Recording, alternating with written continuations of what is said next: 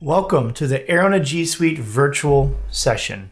In this presentation, I'm going to talk about using Google tools for education, but also how to create and collaborate with students around music making using this suite of tools. So grab your coffee or whatever else you'd like to sit back and sip during this session, and I'm going to jump right in. Now, the first thing I like to think about when we talk about Google tools is this idea of just how do we implement technology in the first place? And we've probably seen the SCMR model somewhere before, but I do want to start with this because it's important to think about when implementing new technology like Google tools, or maybe a Google tool you're not used to. Maybe it's sites, or maybe it's using forms in a different way. I want to think about how we take what we previously know in lessons and how we apply it with technology. And this model is a really interesting way to think of it because in a lot of ways, we're told if you don't know what else to do, just substitute. Take what we did in the physical world and do it with technology. So it's a Google Doc instead of a piece of paper that's handed out, right? And naturally, it will become augmented because Google Docs are, you don't have to run to the copier to make a bunch. You don't have to pass them out. You can't get paper cuts, right? And then eventually our tasks modify, right? And so through this modification phase, we realize that we can do things like easily comment on students' work, or we can, send work back to students with a click of a button to rework in some ways. But we get to this redefinition phase, and this is the point at the top of this list of saying, well, what can I do now that was never before possible? You could assign a Google Doc to a group of students and have them use the comments and suggestions features to collaborate on something, and you could actually see in real time what they're doing and thinking and how they're interacting with each other, right? That was never before possible with a physical piece of paper. So there's this whole spectrum of how we can use technology, but it has to affect our lessons. Technology affects pedagogy, right? In a lot of ways, technology is an innovation that comes from a need of new pedagogy, right? That idea that necessity is the mother of invention. Like, we have this new technology so that we can do things that were never before possible. So I want to set the stage here, and I want you to think about these four different implementation levels of SAMR or FSAMR, and just ask yourself throughout, where are you? Are you just substituting? Are you augmenting? Are you modifying? Are you redefining? And let me be clear, I do not believe that everything needs to be redefined for redefinition's sake, right? So there are plenty of things that we do that work very effectively, but I really do want you to ask yourself, and I like this graphic because it's different shades of blue, kind of like the litmus test, right? Like the litmus paper test that you would do for like its pH balance or something. So think about your little litmus test of your traditional assignments, and think about, where are you? Are you just substituting with no functional change? Are you letting this augment and modify in a way that makes sense?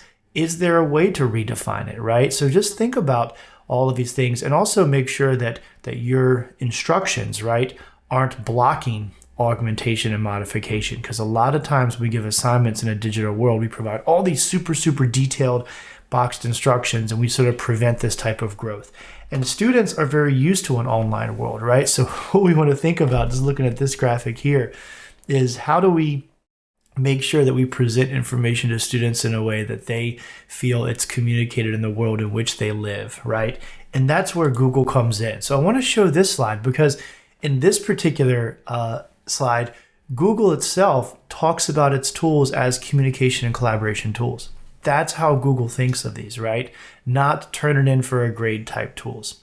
So let's think about how we communicate and collaborate, but most importantly in a musical setting, how we make music. So before we can get into how we use these Google tools effectively, let's think about how we use them to create. What is creativity and how do we teach that, right? So, forgive me for sipping my coffee, but we're all sitting back enjoying, right? Let's talk about creativity, right? Creativity is so important in music making and in education in general. But to be creative and to think about being creative has a certain stigmatism and can actually strike fear in the hearts of students and adults. If I told you all to open up a Noteflight score and compose something awesome and just be creative, what would you think? Would you be like, sure, I know what to do? Would you be afraid? So creativity has to be approached carefully. And I think a lot of times because society looks at creativity in a certain way, and it sort of affects our ability to understand how to let students be creative. So what I mean is, if you look at this graphic, this to me is not creativity, okay? We sort of have this traditional sense that the right brainers are colorful and use lots of curved lines and are, really creative. And the left brainers are list makers and outline makers and very thoughtful and very strict in this way. And so you have left brainers or right brainers. This idea that you are creative or you are not creative. This is not true, right? This is not what creativity is about. Creativity is not something you have or you don't, right? Creativity is not about, empowering the right brainers and stressing out to the max the left brainers. Creativity is essentially about losing the fear of being wrong. It's about creating assignments where there's not one specific right answer that every child has to get to. It's about creating a journey where students learn through the process, not through a product, right? Creativity is about using intelligence, but in a way that is more fun. And more fun can also be more engaging, especially in an online world. So if you think about creativity and the different types of creativity, this idea of big C creativity is the large-scale contribution, like life-changing idea. This is how society thinks of creativity, right? Something that no one else has ever thought of before. So original, so amazing. I mean, this could go back to like fire and the wheel and the Model T Ford and the iPhone and Hamilton the musical and, all these things that, wow, it's so creative because somebody did something that had never been done. And we praise this. And yes, those things are in fact creative. However, creativity is not only defined as those things which are life-changing that no one else did before. And we have to be careful about that, because when you tell a student to compose or create or drag a loop in Soundtrap or record themselves and be creative and create something musical, if the meaning of that word to them is do something that's never been done before by anyone else, then there's a fear that they can't do that, right? And look, nobody says creativity and originality are the same thing. Look at Disney. They're just making the old movies with real people now, okay? It's okay to try variations. So then we think about different types of creativity, such as little c creativity. The idea that every day we have product-oriented creativity, right? And it's all the decisions we make on a daily basis, all the pivots, all the adjustments we make to be successful, right? I came in to shoot these sessions and I have a monitor with white light here on my face. I have a monitor here. I have my microphone adjusted. I've got my off set up. I had to make all these decisions this morning to try to figure out the best way to provide these videos. All of those were creative moments. Now, no one's sitting over praising me saying, wow, you did a really good job adjusting that desk for these sessions, right? But we should, in fact, praise students for little c creativity. We should, in fact, praise them for their choices of when they want to compose a note higher or lower, or when they want to do a repeat or a first and second ending with some variation, when they want to go to the coda, when they want to, play a phrase in a certain way, right? How they phrase a particular melodic passage is creativity, right? And we don't necessarily celebrate that, but we should. And it's really important to empower students to know that their choices they make are musical and important. And then mini C is this idea of intrapersonal creativity. This is one that really, really excites me, because this is when best definition is you figure it out for yourself the first time, right? And we have a lot of that in the technology world. Imagine the first time you figure out something like maybe you're on Zoom and you realize that you can hold down the space bar to unmute yourself and you don't constantly have to click unmute and mute and unmute and mute, right? Like, wow, what a moment. Like, think of some moment where you figure something out that already exists, but you get so excited. You're like, wow, that's so cool. And you want to tell someone, and you just have this real rush of emotions, right? It's like a chemical reaction of happiness that's happening when you figure something out, right? This is science. And that's so important because that's how learning takes place. In those moments, think about that moment. Find it in your head right now where you figured something out and you got so excited, you were so proud of yourself, and you wanted to tell someone else. That moment, you didn't discover something new. You didn't discover something that hadn't already existed, but you discovered it inside you for the first time. And that is so important because you remember it and it's empowering. Think about a child, whether they're a first grader or an 11th grader, right? Think about there's so much to learn in this world, and there's so much their brains haven't learned yet. They have so many opportunities to figure it out for the first time, and we should empower them, right? So teaching to that mini C moment, that is what we really want to do, because when a student is actively engaged and has their sleeves rolled up and they're making music and they're trying to articulate what it is about music that they like or don't like and talking about their projects through Google Forms and collaborating with other students, then through that process is where learning happens. And that's how these tools have really, really amazing value, right? So I really want to make sure that we're on the same page about both creativity and how we empower students to create and what that means, as well as where our assignments fit on that SAMR spectrum, right? So with that in mind, now it's time we can talk about the Google Apps. So let's go one by one. Let's start with Classroom, right? Now, what is Classroom? Well, it's obviously a central hub for all assignments with due dates, right? It is like the command center. The students know I'm going to go to Classroom, I'm going to look at the next thing due, and this is the command center, right? Especially in an online world, or whether we're in person and students have homework at home, and when they want to know what's for homework, what's to do, they need to go to that Classroom and they can see exactly what's there. That should be the start and end of all things, right? And it's really important to think about it this way, because too often I see some assignments in Classroom that's like, oh, yeah, well, go to the drive and do this, and then go find a doc and then upload it to, or find an image on the web and upload it to a Google folder. And like, we have all these things, but as much as we can start and stop in Classroom, the better it is for all of us. So instead of sending kids on scavenger hunts throughout to sort of cobble together materials, assign them a Google Doc with those instructions, and that makes a copy for each student, and they combine and assemble all those materials in that Google Doc, and they turn that into the classroom, right? So it's an easy start and stop in that at all times. Integrated apps. What I mean by integrated apps are that you have rostered your students through Google Classroom safely with data privacy in mind. It is an app that is thinking about COPPA, FERPA, GDPR, student data, and all of the regulations necessary. And that this integrated app allows a student to go to Classroom, click a button, go off to do their thing, turn it in, and have it turn into Classroom. That's integration. There's lots of great websites out there where you can pop a URL to something and students can link and do something and maybe screenshot it or get a URL and paste it back. Those are all wonderful, but they are not integrated. Integrated means you safely rostered your students and they can be in there. And it's a safe environment for students to be able to create. So obviously things like Soundtrap and Noteflight are ideal for this safe integration.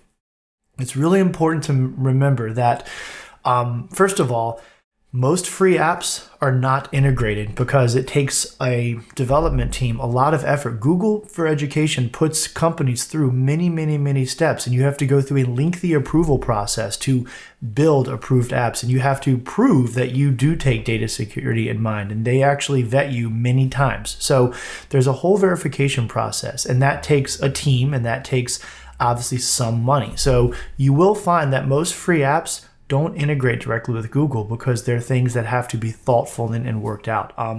But the other thing is that just because you can log in with Google does not mean it's integrated with your Google Classroom. That login with Google button that you see all over the web, every consumer has a Gmail account or some Google account, right? It's very common. So the login with Google is a way for consumers to log in with their Google account that's already tracking them through their Google Chrome browser.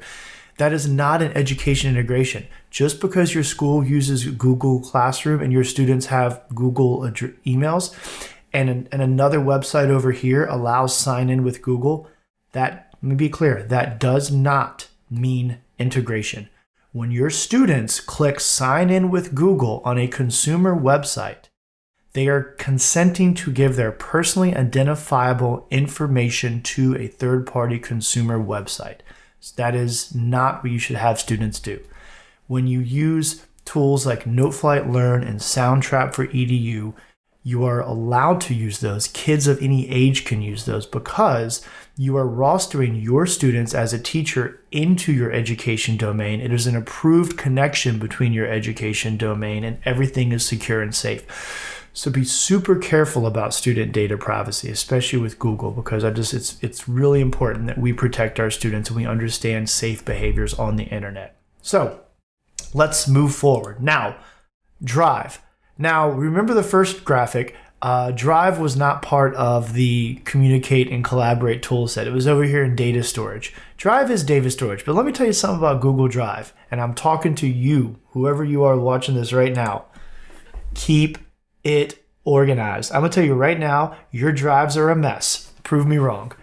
Our drives are a mess. We go into recents, we're looking for stuff, we don't name things consistently, we don't have folders. If we want to go back to the lesson we did November of 2019 and try to find it, we're going back by date range. You have to keep your drives organized, because I guarantee as messy as your drive is with documents all over the place, your students are worse. It's a mess. And Google makes it really easy to search your drive and find things, and they automatically create folders for classes. I get all of this, right? But it's easy. Google's made it so easy to make it such a mess. And organization is so important. So you need to think of an organization hierarchy, a structure, the folders of folders. What's your naming mechanism? Are you going to name all of your assignments by class? Is there a date combo that you use? Think of a common way to name files. Think of folders, where to put it. Create an organization system where you know where to put things and where to go find things later. And teach your students to be organized. Have them make sure in their drives they understand that they have a folder for their class and they have subfolders for topics. Maybe you have folders by units. Whatever it is, there's so many ways to organize data, but it's really important that you do this, and let students lead and share. Students can make shared folders for projects, but they need to understand where they go in hierarchy of knowledge, right? There's actually a lot of science about how our brain thinks. Our brains think categorically, right? Our brains love to categorize and organize information. There's a lot of talk about, dreams are essentially thoughts that your brain doesn't know where to categorize. And so that's where we have all these sort of like random images and stuff, right? Our brains want to categorize information. So this is a natural thing, and it's really important that we do it. Get organized. You will be so happy you did, especially the you a year from now, when you're going to find that lesson and refine what you did and pull it out and adjust it and use it again. You will find it easily, right?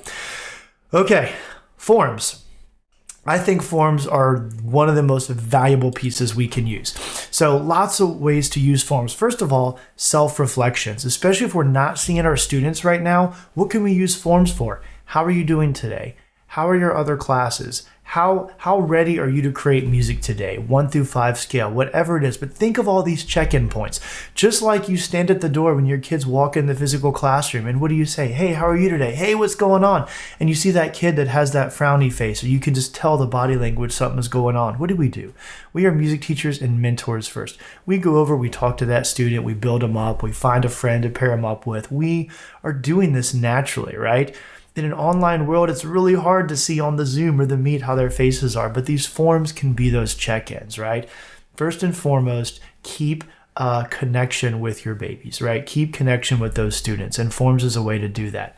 Playing tests, I love using playing tests for forms, but students should use forms to be able to self-assess what they do. Rehearsal feedback. Performance assessment, voting, there's all of these different ideas I'm throwing out here. But the other thing is, have students make these part of the assignment, right? Students can actually make their own forms. So it is amazing what happens when you have a student do a performance, whether it's video recorded or audio recorded, and they also have to make a 5-question reflection on that performance, right? It's really, really cool. Get them empowered to make these forms, because the most important thing, like I said before, learning happens through a process, and the student's ability to know what they should be evaluating, how they should evaluate, and to accurately articulate what they progressed in their particular musical journey at that time. That's the type of learning we want, and forms is the opportunity to do that. Okay, slides.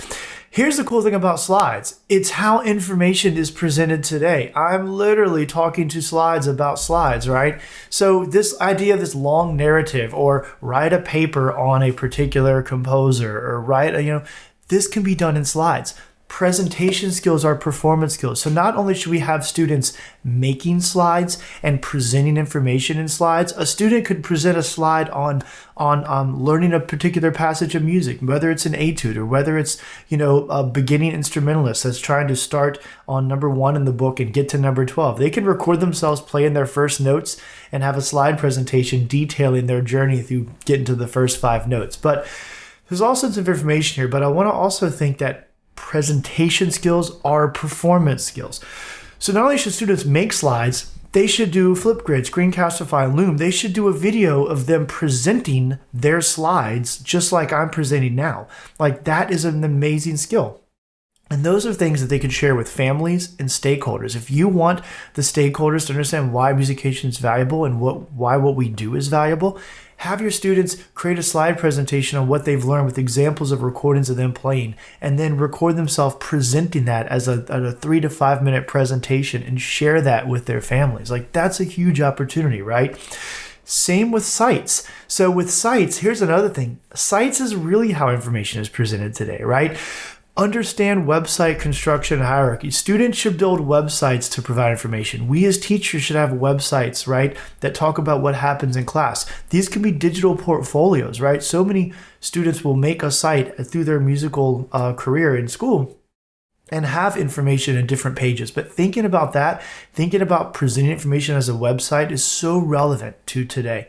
And then use for lessons. What if your lessons as a teacher were in fact a site? You could have tabs at the top that are units, and in that unit you could have drop-down pages. And you could have a page that is the lesson with an embedded video intro and links to the supplemental materials, and then a place for students to click to turn in their work. If you build all of your lessons as sites, you now have a site that you can use with students all the time. Students can go and learn and do these lessons asynchronously.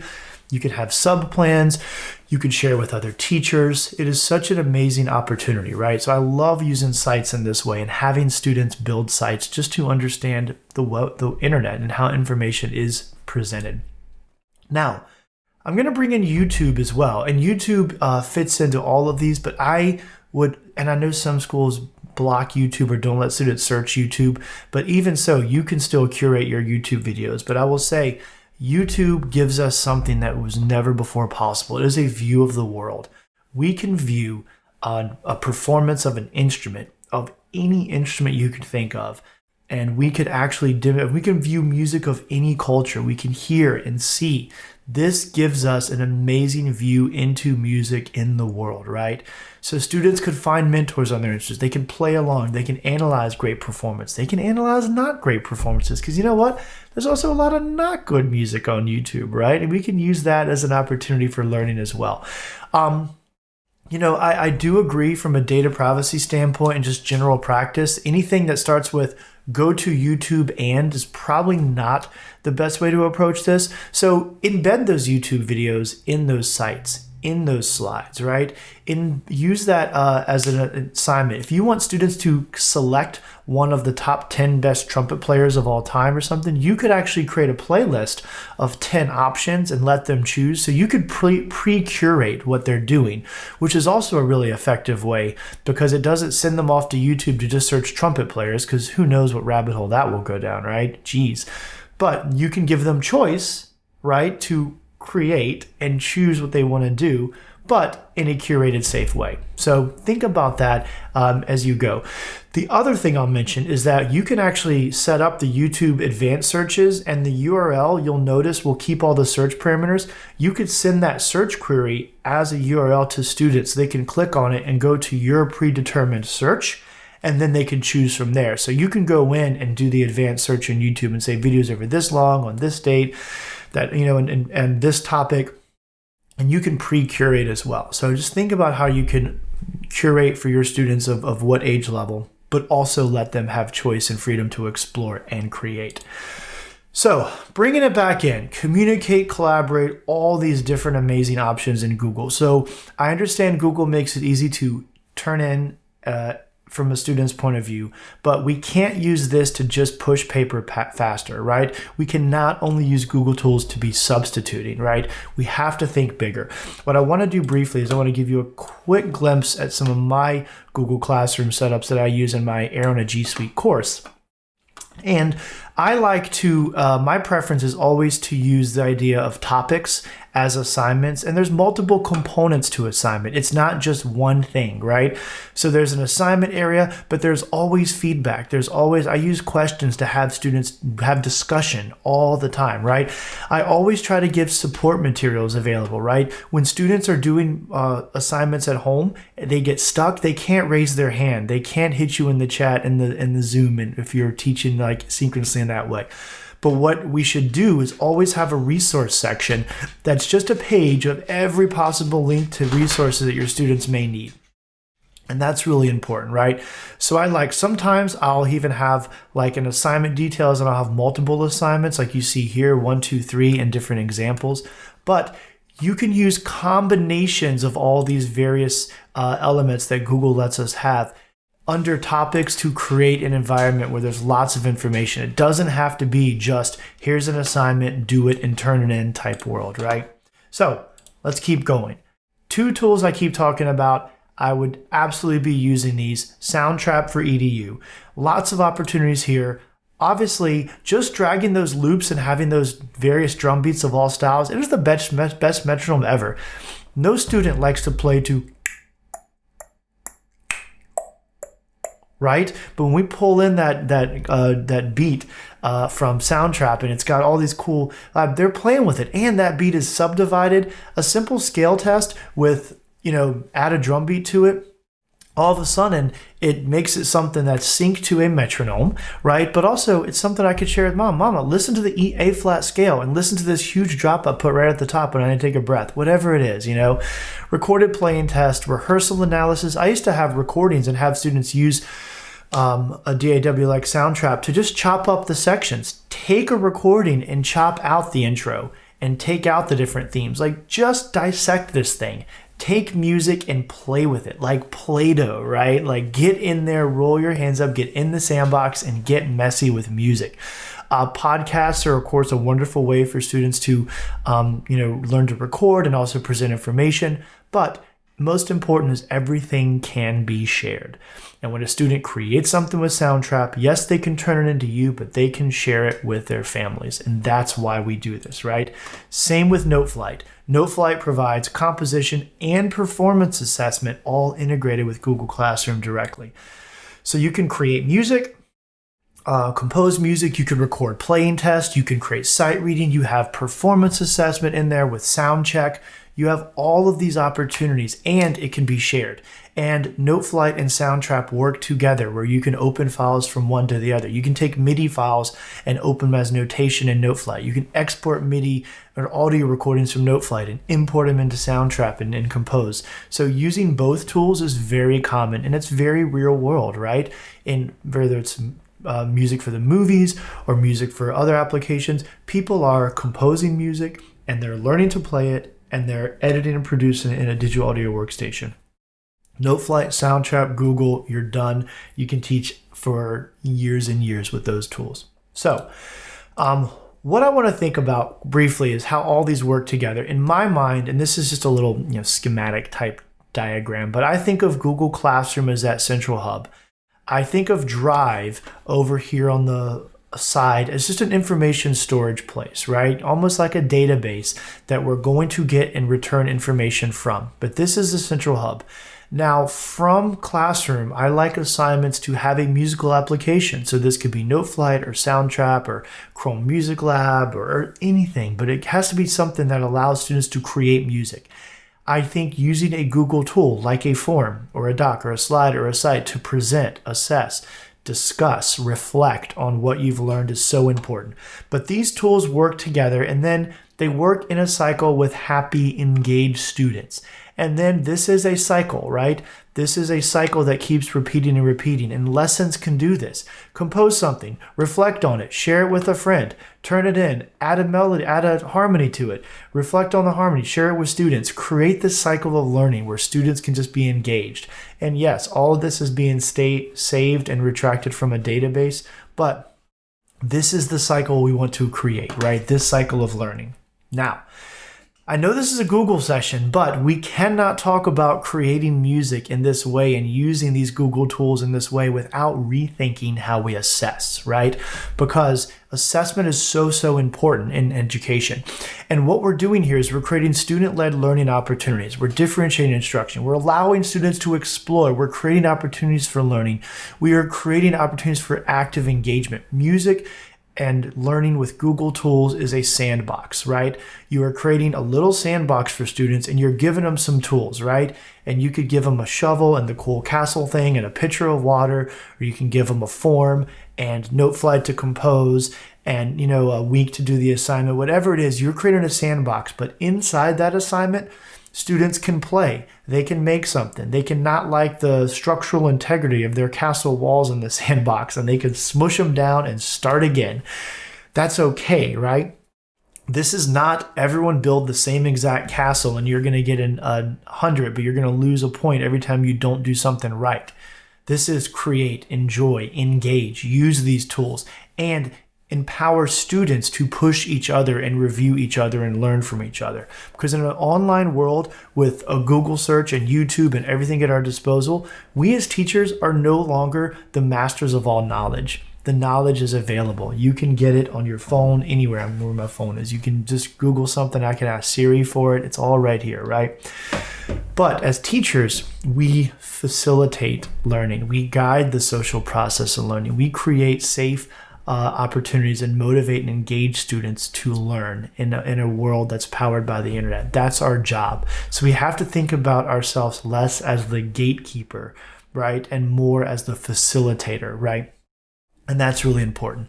Now, I have 5 thoughts on assessment that I want to share right now because a lot of times we create these assignments in Google tools and sometimes it's a checklist or a form that we throw in. But if we don't assess correctly, it's not going to be effective. So let's talk about assessment briefly.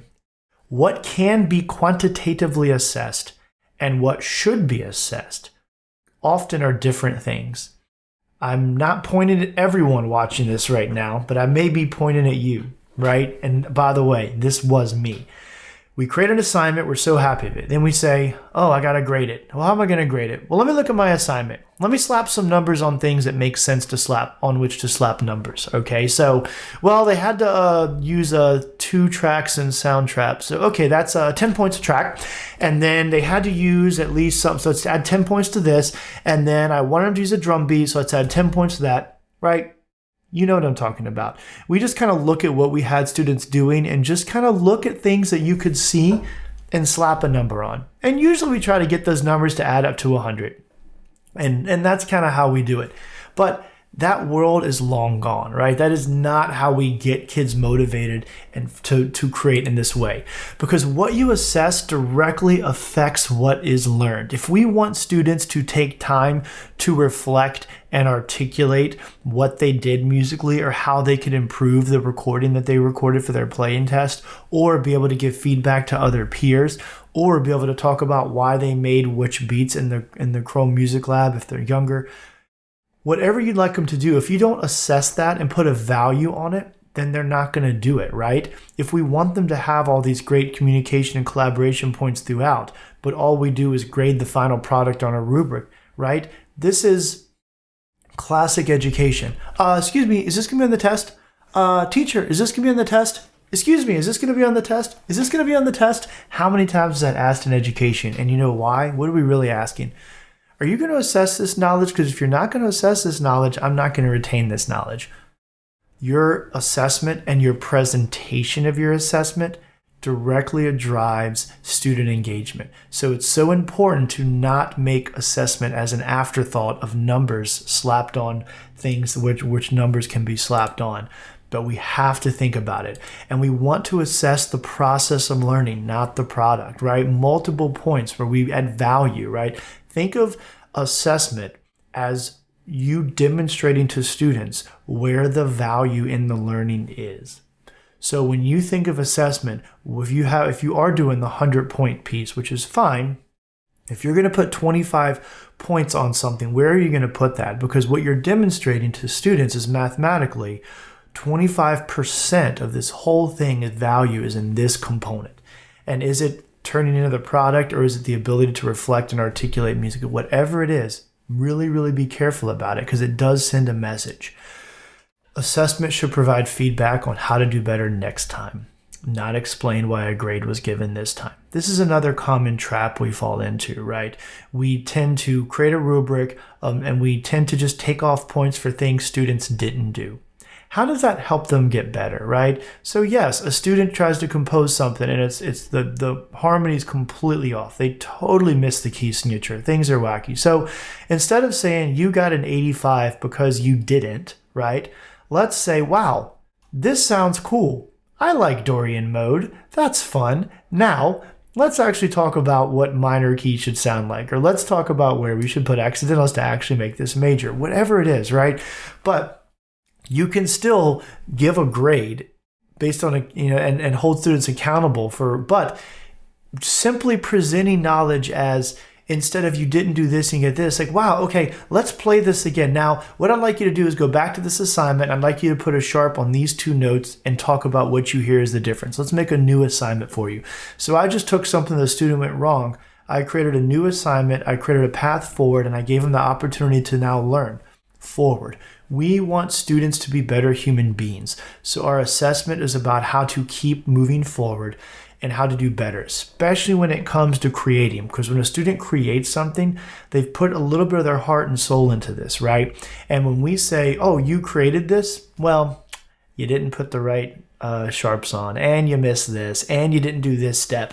Sometimes that does not make students want to create very much the next time. If they're nervous that they're not going to do it right, we have to eliminate the fear of being wrong if we truly want students to create, right? Feedback on how to do better next time. And the last thing I'll say, and the most important part about assessment and what every assignment should have, music is not created for a teacher to grade. It is created to make the world a better place. If all of our students' assignments do nothing but turn into their teacher for a grade, what are they learning? They're making music because a teacher needs to say what's good enough. They're making music because their teacher has given them rules that they need to follow. That's not why music's created, right? That's not why we teach music. That's not why we fight so hard to keep music in schools as a core part of education, right? We do it because we know music changes lives. If our assignments do not have students sharing their music and changing the lives of others, then how are we living the message that we're trying to advocate for? Music is not created for a teacher to grade. It's created to make the world a better place. Create assignments where your students create music and share with others to make the world a better place. Online tools, and Google specifically, has sharing settings and access settings for all of this work. Use them for the power of good. Let's think about some different ways to assessment. I'm going to throw out 3 ideas that kind of demonstrate what I think we're talking about here. These are playing tests, something very traditional we're all used to as educators, playing tests, singing tests, whatever it is. So in this case, students can record a playing test, but they're going to do a self-evaluation using a rubric that you or they provide. Then they're going to have 3 other students do the same evaluation. They're then going to fill out a form or a doc, and they're going to compare their evaluation of their performance to the average of what their 3 friends evaluated. Then they're going to submit a reflection on what the differences were and what they learned, and re-record that test based on that feedback. So what are we assessing here? Are we assessing the student's playing test? Is it about the teacher? No, we're assessing the student's ability to understand the cognitive dissonance that we all have between what we think we played, but what other people hear. And it's what this assignment is not about grading a student's playing test. It's about teaching students the ability to use their peers to help them get better and having them articulate how they can be better musicians based on the differences in what they hear and what their friends hear. And if we assess that and we put value on that, that's what is learned, right?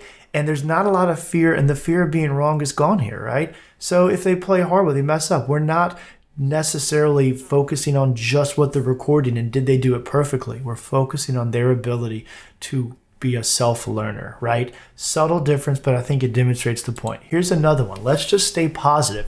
This is a great idea for younger students, or really of any age, but it works well with the young ones. Create a checklist, right? So maybe we're still using the play and test idea: tone, rhythm, pitch, melody, harmony. Create just a checklist. And then, yes, we're going to record. Others are going to create that. This is a Google form, perfect example, right? But everyone's going to, check off which ones they want. And then the student will get a little pie chart of what everyone checked. And they're going to say, what are the 2 things that got the most votes of what you did well? Wow, you did those 2 things so well. And then about being better next time, we ask a simple question. On your next play and test, I'd like to see one of the things that were not in the top 2 up there. Can you now make rhythm your best percussion, right? Can you make tone quality the next one, And you gamify it. You gamify positivity, right? So here's another one too. We expect students to perform on stage and be confident performers, and we may not have a way of really, doing that right now when they're home, but they can play for their families. So create an assignment where the student can create their own checklist, or you can create a form, however you want to do it. Have them go sit in front of their family and record. It can just be on their phone. Just pop up a video of them playing and have the family create the feedback. And you can make it just questions about, what was your favorite part? How big did your mama smile? What was the coolest moment? You're doing nothing here but letting them gain confidence. You're setting them up so they can go play and be praised, because their family is going to praise them. So this is an opportunity. What are we assessing? Performance value. We're assessing showmanship. We're assessing the ability to go out and just own it and be confident performers. So these are 3 examples that I thought were valuable to sort of show what I was talking about how what we assess and how we assess directly affects what's learned, and how all these Google tools can play in and help us do this, right? So many more examples, but I thought those 3 would be helpful, right? So last thing on assessment, grading versus rubrics. Just a rubric is an instrument to measure proficiency, right? And rubrics should always give information on how to improve. This is the idea about being better next time. Grades are fun, but grades are essentially accountability, right? So what you grade could be multiple steps of the process. You could do point values. That's that weighted piece. But grades should not affect the creative output. If there's a point where the number is holding students up, or what number you're returning to students make them fearful of creating, that's a challenge. I pay attention, because this is what took me the longest, because I'm a hard-headed trumpet player. As a music educator, this is what took me the longest to figure out. The way I was grading students' creative assignments was affecting their creative output. And if you can really step back and say, how can I make sure I'm giving feedback that makes them better? It's really, really important. Now, I know that sometimes teaching with tech can feel like chaos, right? We, as music educators, we like to be on the podium, we like to be in front of the class, everyone sit together, breathe together, sing together, play together, follow my hands. We like control and structure. We like the chairs organized a certain way. We like our room set up a certain way. We obsess over seating charts and all of this. I get it. It's how we're wired. It's why we're great music teachers. And technology and online and all these tools, it can freak us out. Do not let it. This world is built for communication collaboration. It's the world in which we live now. We are preparing students to be successful in the world of the future. We have to empower students to be successful in this world. And just having them articulate musically what they're learning is so important, right? Now, I want to take a brief minute to talk about Noteflight. Noteflight Learn, if you haven't used it yet, is a web-based music notation product that works on any device. It is a safe environment for students to use, and it directly integrates with Google Classroom. Noteflight Learn allows students to create with a full music notation editor, right? We provide instant lessons and activity templates. You can create your Google Classroom lessons right from Noteflight. Students automatically get their own copies to turn in or share with others, right? So we can also do performance feedback. Students can audio record. You can audio record right into Noteflight. So not only is it composition, but it's here's what I composed and here's a recording of me playing it, right? Students can collaborate throughout. We have comments in Noteflight. We have the ability to have them collaborate and work together. We have classes and groups. Your Google classes show up as groups in Noteflight, so you can use them in Noteflight to have students collaborate. We have integrated performance assessment with SoundCheck. Anything in Noteflight and all of the HowLearn content is available to use as performance assessment, right? And that integrates with Google Classroom. It even turns in the rating the student got into Google Classroom, right? There's hundreds of songs in our library. I've already talked about integration. Noteflight Learn is tiered system. You can purchase Noteflight with SoundCheck, with content. We can be flexible about what students need SoundCheck and content. So you can always look at that. Noteflight.com/learn. You can sign up for a free trial and you can get started right away. You can be integrated with Google and have your classes set up in less than 5 minutes. Fill out the form. It self-starts your demo and you can immediately get going. And then you can reach out to our team. We will follow up with you about any other opportunities you need. Do not forget that Noteflight Marketplace also lets you buy notation files that you can print and use for your students. So if you need flexible repertoire right now, there's lots of music, and you can even sell your own arrangements right on Noteflight Marketplace. So also, for the elementary folks, Essential Elements music class is an ideal solution for K through 5. It includes songs, resources, lessons that can be shared with Google Classroom. No student login required. It is safe and secure, and you don't even have to worry about having a kindergartner remember a password. You can assign it in Google. They click the link. It opens right for them. Super easy. That's eemusicclass.com. Last thing I'll talk about is if you're using Essential Elements method for strings or band, Essential Elements Interactive is an amazing tool. That content's also available for assessment in SoundCheck with Noteflight. All of these tools connect and they're very, very valuable. So check out EssentialElementsInteractive.com. If you're still watching, if you made it to the end, congratulations. I appreciate you hanging in for the whole presentation.